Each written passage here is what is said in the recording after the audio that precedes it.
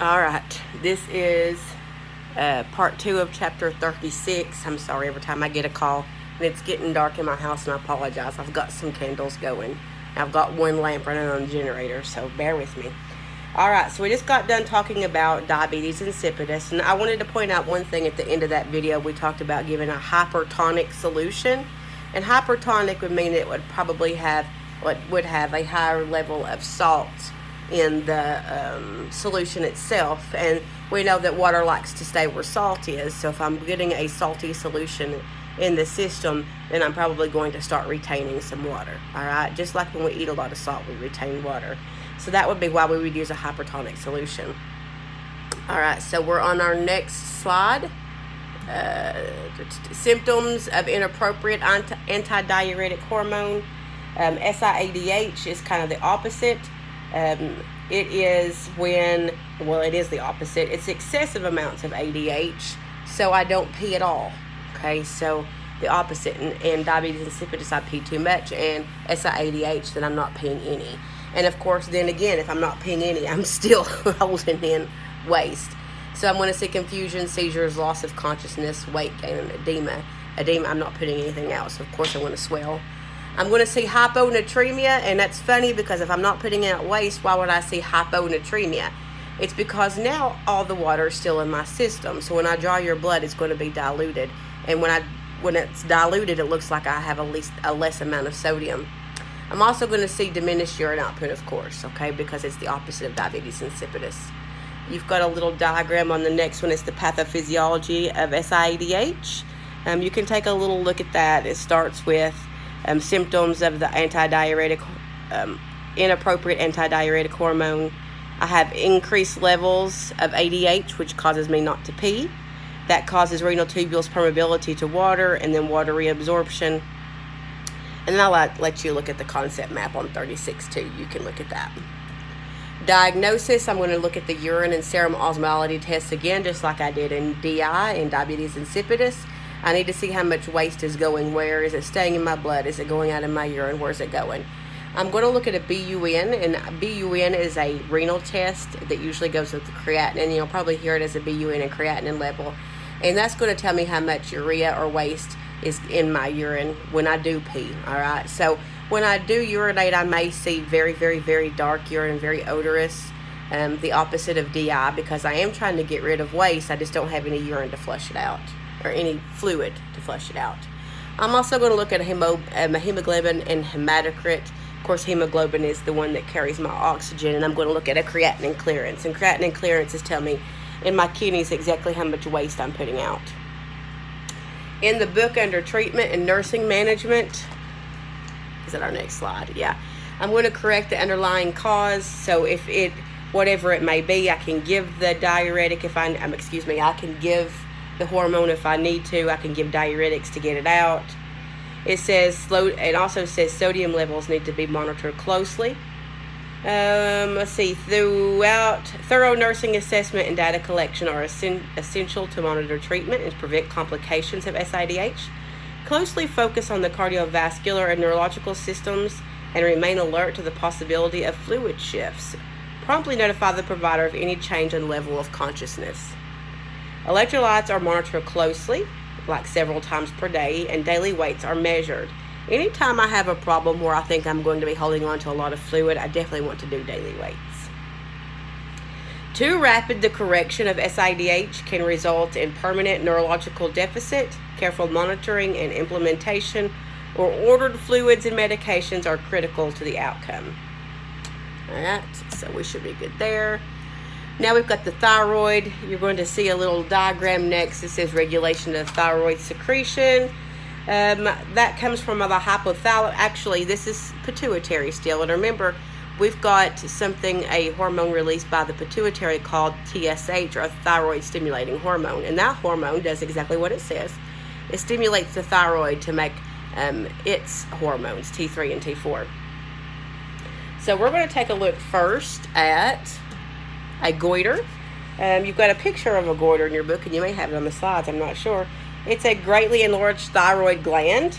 One type of goiter is caused by a deficiency of iodine in the diet. Now, where do we get a lot of iodine at? Usually iodized table salt. salt. Shellfish has iodine in it. There's other foods. There's lots of vegetables that have iodine in them. I can't think of any off the top of my head. But lots of our foods have iodine.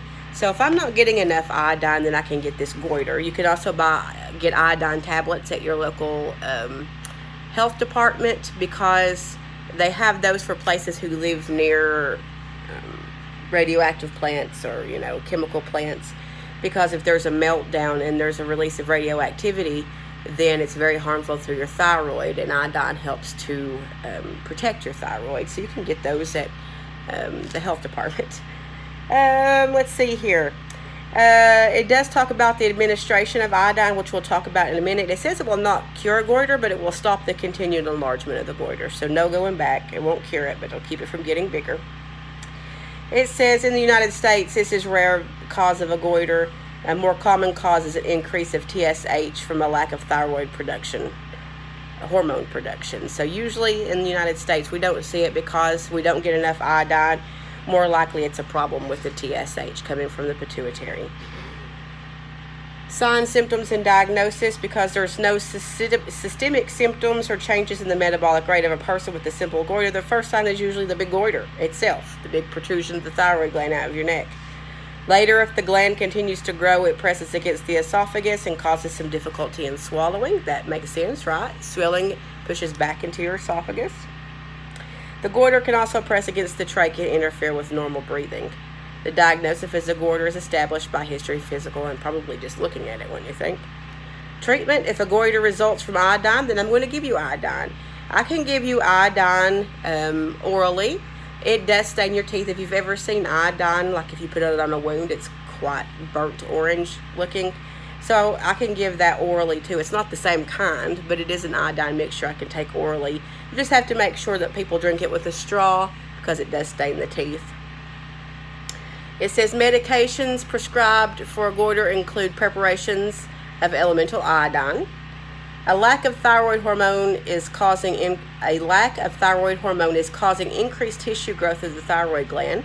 Supplemental thyroid hormone is given in the form of levothyroxine, and that's also another name for Synthroid, and that's what I give to people who have hypothyroidism, which we'll talk about in a minute. A very large goiter that continues to grow and produces local symptoms of pressure, one that presents the possibility of developing into a malignant or a cancerous growth, or a toxic goiter, is surgically removed, but only when it gets to the point when it's causing me lots of problems. I don't want to go take out your thyroid for no reason. It has to be a pretty good reason, because I can go into thyroid storm, and that's very, very bad, and we'll talk about that in a minute.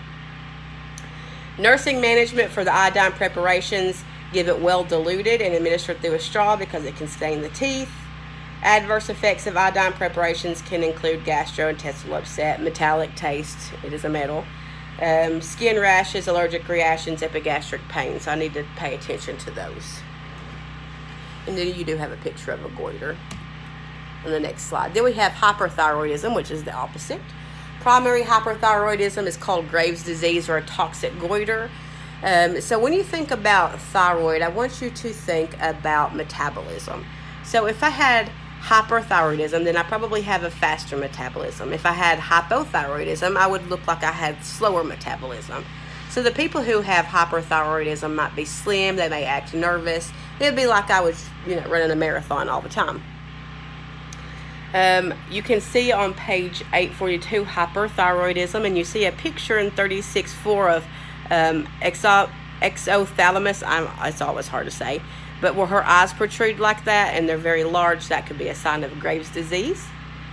In hyperthyroidism, it talks about primary hyperthyroidism is a result of an abnormality of function involving the thyroid gland itself, and causes excessive circulation of T3 and T4. T3 and T4 are the actual hormones produced by the thyroid. Remember, the hormone that stimulates the thyroid is produced by the pituitary, and that is called thyroid stimulating hormone. But if I have too much T3 and T4 circulating, then I probably have a hyperthyroid problem. It says high serum levels of T4 can be caused by either overactivity of the thyroid or excessive doses of T4 given in replacement therapy. So that means if I have hypothyroidism and I take too much thyroid medicine, then I can actually send myself into hyperthyroidism. Below it says primary hyperthyroidism can result from an autoimmune disorder such as Graves' disease, also called toxic goiter. Medications containing iodine such as amiodarone, which is a heart medicine, can predispose to hyperthyroidism. Infections are another possible cause. In addition, smoking is a risk factor. Signs and symptoms. We're going to think about people who have an overactive metabolism. They might have weight loss despite eating good, nervousness. Symptoms can vary from mild to severe. It may include weakness, insomnia, tremors, agitation, tachycardia, palpitations. The list goes on and on. But they all kind of look like somebody who's got a very high metabolism. All right, we talked about the exophthalmos, the protruding of the eyes on the next page. That can happen. Oh, you've got it on your slide too. Diagnosis, I'm going to look at the clinical manifestations. I'm going to look at the person and say, okay, well, you've lost all this weight, you've got tremors, and you just piece it up. I'm going to test your heart rate while you're asleep, because when I'm moving around, of course, my heart rate goes up. But while I'm sleeping, it should stay down pretty well, but maybe not in these people. And then I can do electrocardiography or CAT scan or MRI to look at the thyroid to see what it's doing. Treatment, I'm going to give the radioactive iodine and anti-thyroid drugs. These are drugs that keep my thyroid from producing too much hormone. And then I can give you a sedative or a beta-adrenergic blocker agent to calm you down. All right, some things that can lower your heart rate, can lower your anxiety, and kind of make you chilled out. And that's going to reduce your symptoms. Treatment of hyperthyroidism after your audience response question 1. Treatment of hyperthyroidism. If I'm in thyroid crisis, also called thyroid storm. Let's see, where does that talk about that in here? Actually, before we do that, let's talk about the anti-thyroid drug. All right, because this is one you'll need to remember. It's methimazole or tapazole. That is the drug of choice for hyperthyroidism, and you will need to remember that drug. Methimazole, also called tapazole.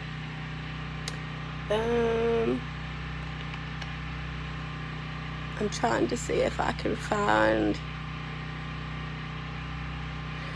we do want to talk about this too in treatment of hyperthyroidism, because I don't see that it's on the slide.